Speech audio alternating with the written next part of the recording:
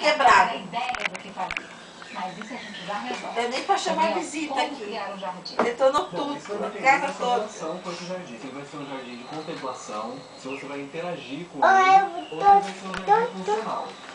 Tem que cuidar do carrinho da Isabela. Esse carrinho não é mais do Christian, é da Isabela. É de quem? É de quem que é?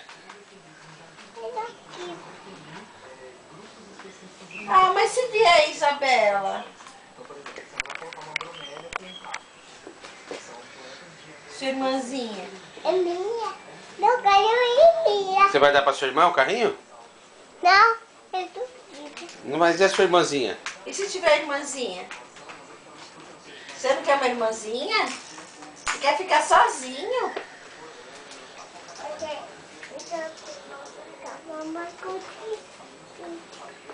O que foi? Eu quero ficar com o papai. Você quer ficar com quem?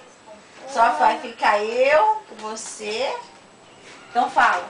Você quer ficar com a mamãe? Com a mamãe, com o papai e com o vizinho. É isso aí. É. E chega, né? Mais ninguém, né? E a vovó e o vovô? A vovó e o vovô. E nem um irmãozinho, nem uma irmãzinha.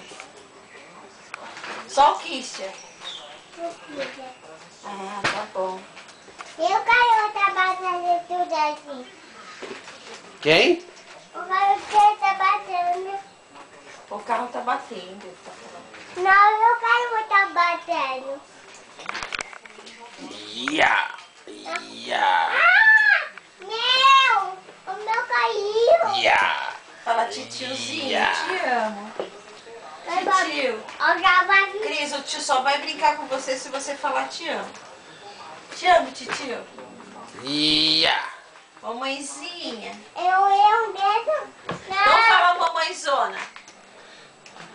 Mamãezona? Ya! Ah, não vai falar nem mamãezinha, nem mamãezona? Meu caiu.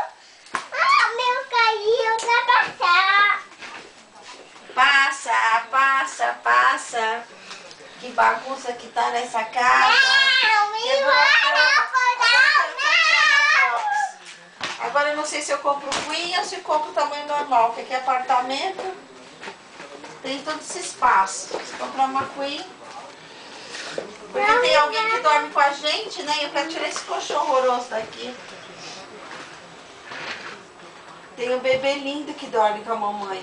Eu falei, Marcelo, que quando eu comprar a cama nova aqui, ele vai ter que dormir lá no quarto dele. Você vai dormir no seu berço, filho? Não.